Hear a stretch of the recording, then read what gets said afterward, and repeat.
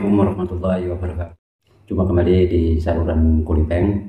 Agar teman-teman itu tidak bingung ya, ketika teman-teman itu mempunyai rencana untuk mengikuti program repatriasi migran kali yang kedua ini, saya akan memberikan SOP, yaitu garis panduan yang telah dikeluarkan Jabatan Immigration, agar nantinya tidak ada dari teman-teman sekalian mengatakan bahwasanya tunggu saja nanti SOP-nya belum keluar. Tujuan saya agar tidak ada channel maupun sosial media yang lain yang mengatakan SOP garis panduannya belum dikeluarkan, karena banyak di antara teman-teman yang saya lihat di luar sana bingung yang seperti ini.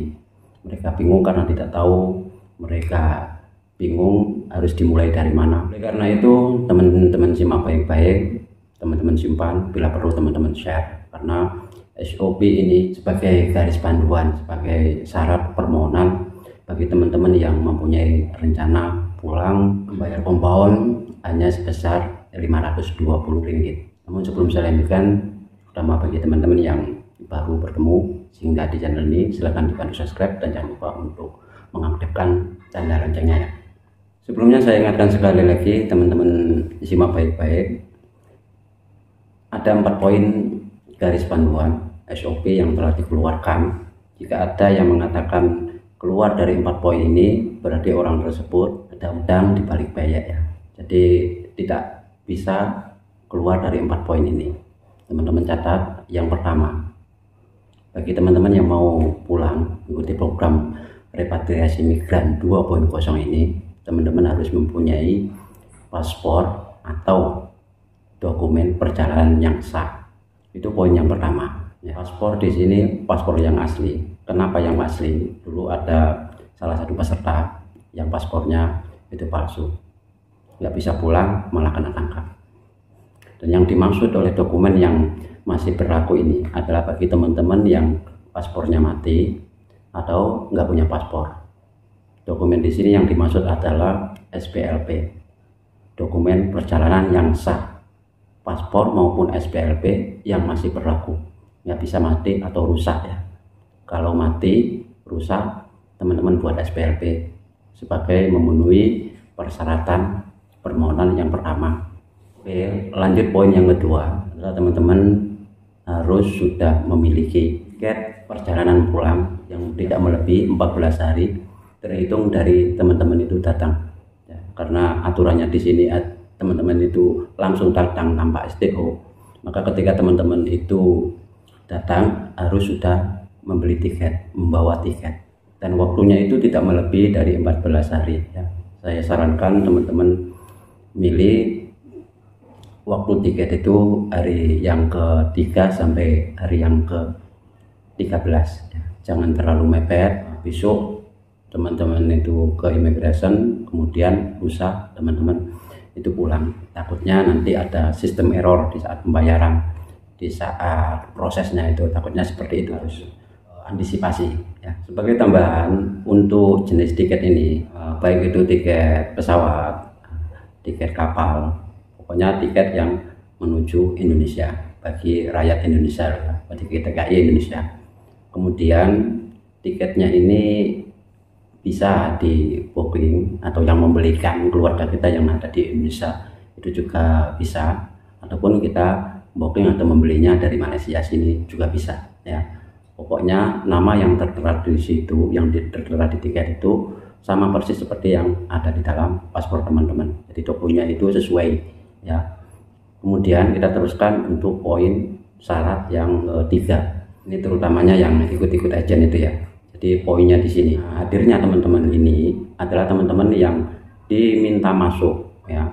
Teman-teman ya harus membayar sendiri, kemudian menyerahkan berkas sendiri ya. Makanya dikatakan teman itu meminta agen untuk menguruskan, akan sia-sia ya, akan sia-sia karena teman-teman yang membayarnya sendiri, menguruskan sendiri, masuk sendiri, yang scan biometrik wajah dan job jari ya teman-teman sendiri, bukan agen yang menguruskan. Kalau yang diuruskan agen itu hanya yang menjemput dari rumah ke Jabatan Immigration, kemudian yang masuk itu ya teman-teman sendiri yang masuk, yang dimintai, yang diinterview juga itu teman-teman.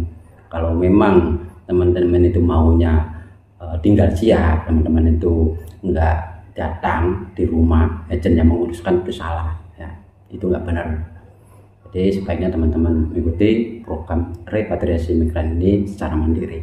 Kalau toh memang ada roadblock di jalan atau apa-apa yang di jalan, ya teman-teman tinggal tunjukkan bahwasan, teman-teman tinggal yakinkan bahwasanya teman-teman itu mau mengikuti program pengampunan, program repatriasi migran, sambil teman-teman tunjukkan bukti tiket untuk perjalanan pulangnya. Dengan begitu ya berkuasa memahami niat teman-teman untuk pulang. Teman-teman hadir sendiri ke 14 pejabat imigrasi bagian penguat kuasa di Semenanjung dan Labuan, yaitu ada 4 pejabat imigrasi yang diperuntukkan untuk proses program repatriasi migran kali ini.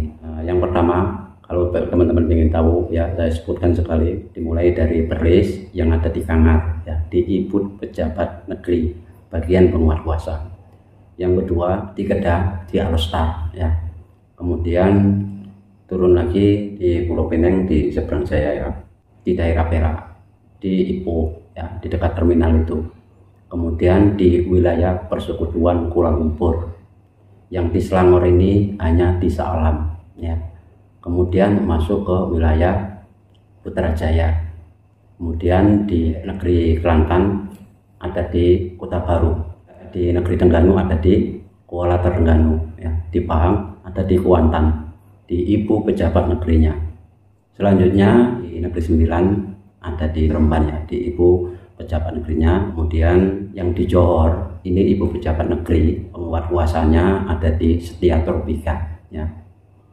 Teman-teman datang dulu ke sana, siapa tahu nanti kalau ada pindahan nanti mungkin diarahkan ke Wisma Persekutuan. Jadi teman-teman ke Setia Tropika dulu ya, tanya di bagian penguat kuasa untuk program repatriasi migran 2.0. Dan yang terakhir adalah di wilayah Persekutuan Labuan ya. Jadi untuk wilayah negeri Sabah dan Sarawak itu tidak termasuk ya, hanya ada di wilayah Persekutuan Labuan. Itu adalah 14 pejabat imigrasi penguat kuasa ya. Jadi teman-teman tanya, jika teman-teman datang sudah membawa semua persyaratan untuk program pembayaran compound. Dan yang terakhir mengenai alat pembayaran compoundnya. Untuk pembayaran compound ini hanya bisa menerusi kartu debit ya, yaitu kartu ATM Bank Malaysia ya. Teman-teman bisa minjam dari kawan, keluarga, ataupun majikan teman-teman ke pos ya. Kemudian kartu kredit ya, kalau kartu kredit ini hanya orang tempatan warga negara Malaysia yang memiliki kartu ini ya, teman-teman juga bisa pinjam. Kemudian aplikasi Dojo e-wallet ya.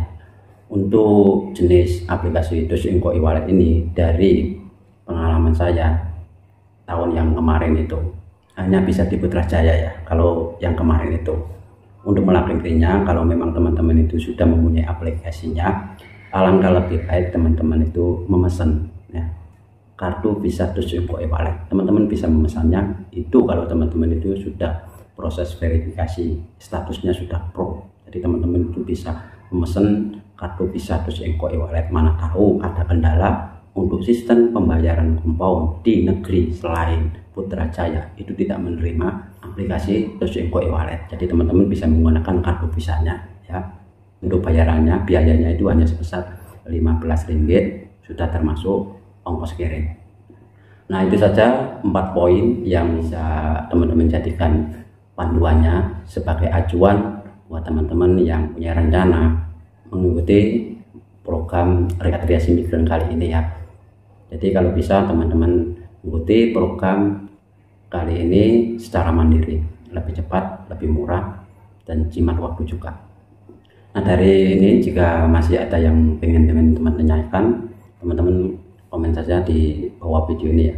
Tentunya kita akan jumpa kembali di video yang akan datang, tetap mengenai program repatriasi migran, karena ini baru saja dimulai dari Putrajaya sudah dimulai, dan teman-teman bisa lihat lumayan banyak juga. Jadi antisipasinya jika teman-teman mengikuti dalam waktu terdekat, teman-teman datang seawal pagi ya, Takutnya jika teman-teman sudah tidak cukup waktu, maka ditunda untuk besoknya, lusanya, seperti itu.